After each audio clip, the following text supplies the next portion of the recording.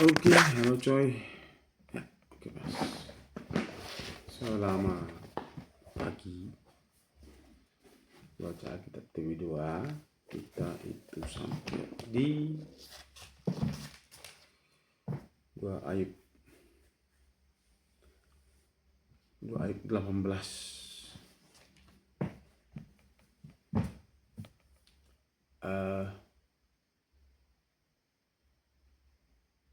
Kitab Ayub itu penuh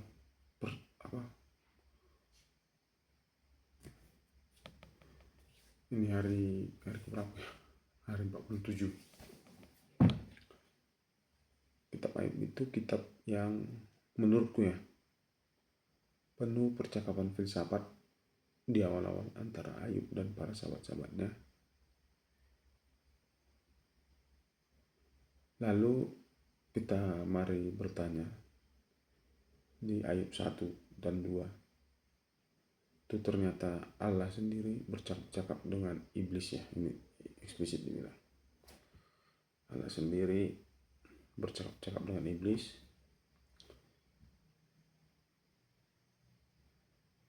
Lalu pernyataan iblis itu begini. Kira-kira gini lah pertanyaan. Karena sejahteranya si Ayub itu, makanya disembahnya kau. Kira-kira gitu katanya. Coba bantu dulu gimana ini konsep ini teman-teman. Bagaimana mungkin Allah dan iblis yang selama ini aku secara pribadi menganggap itu dua sisi yang berseberangan bisa bercakap-cakap. Apakah konsep ini juga serupa ketika Yesus dicobai iblis di padang gurun? Yesus dan iblis juga bercakap-cakap. Itu nomor 1. Nomor 2, ternyata unik juga percakapannya di TV2. Tapi kalau teman-teman di TV1 gimana, tapi nggak apa-apa. Di TV2 itu Ayub ada keluar pernyataan begini misalkan. Jadi kita kan sedang berduka, sedih, lalu dihibur teman-teman. Ada teman-teman yang menghibur, tapi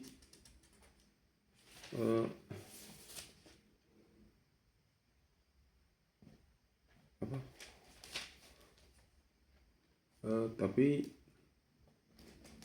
Ayub jengkel sama teman-teman. Ini di apa ya? Kita bisa tengok di mana tadi, lupa pula namanya.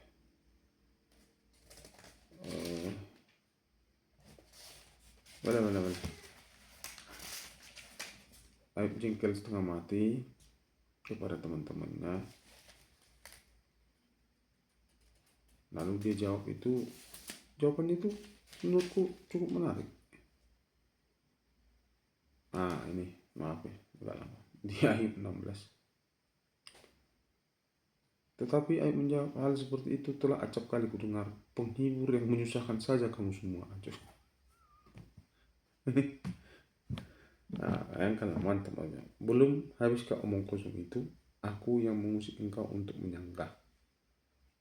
Aku dapat berbicara seperti kamu sekiranya kamu di tempatku. Aku akan merangkai kata-kata terhadap kamu dan menggeleng-gelengkan kepalaku atas kamu. Aku akan menguatkan kamu dengan mulutku dan tidak menahan bibirku untuk menghibur. Mantap ya jawabannya, mantap. Tentang teman-temannya menghibur dia, ginilah Tuhan itu gini, Tuhan ini gitu. Tapi Ayub itu kan sedang kesusahan. Ayub itu kondisi psikologisnya dia butuh jawaban atas apa yang diberikan Tuhan kepada dia. Dia butuh jawaban yang pasti karena dia merasa tidak melakukan satupun kesalahan. Ya, Ayub merasa tidak melakukan satupun kesalahan. Lalu kenapa padanya itu dapat datang tantangan dan cobaan? Dia berbantah-bantahan dengan para sahabat-sahabatnya. Ada si Bildad, ada si Elifas, ada 4 orang ya. Dan percakapan mereka ini kalau kita baca di Ayub, setelah mereka duduk diam selama 7 hari, baru mereka bercakap-cakap.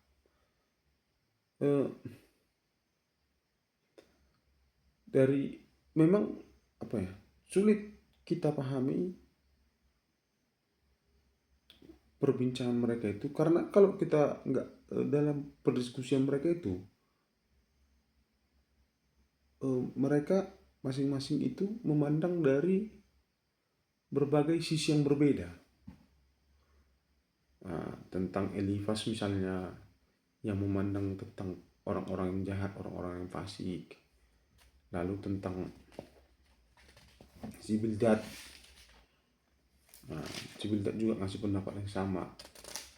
Seolah-olah mereka itu semua menyalahkan Ayub, tapi Ayub kan merasa nggak bersalah apa-apa, kan begitu. Nah, kemudian ada si Jofar menganjurkan sesuatu buat si Ayub. Itulah kisahnya di dalam kitab Ayub ini, menarik sekali ya teman-teman. Mungkin ini nanti akan kubaca lagi berulang-ulang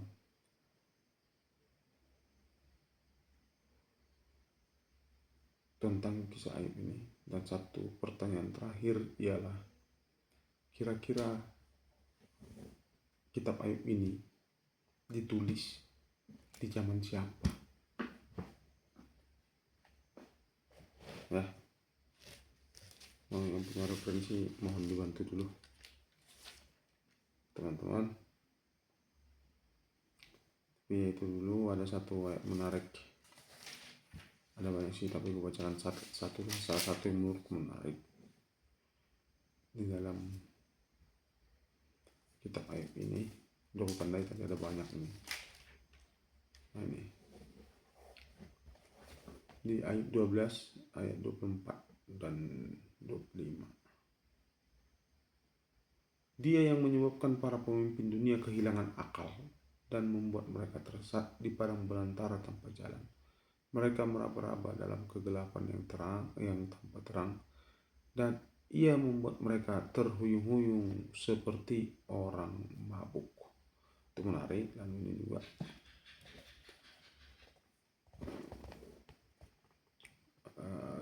Ayub 12 itu. Tetapi bertanyalah kepada binatang, engkau akan diberi pengajaran, kepada burung di udara engkau akan diberi keterangan, atau berbicaralah kepada bumi, engkau akan diberinya pengajaran, bahkan ikan di laut pun akan bercerita kepadamu. Nah, itulah sangat dalam makna filosofinya. Kita harus baca 2 atau 3 kali khusus nanti kitab Ayub ini. Oke. Selamat malam, Horas.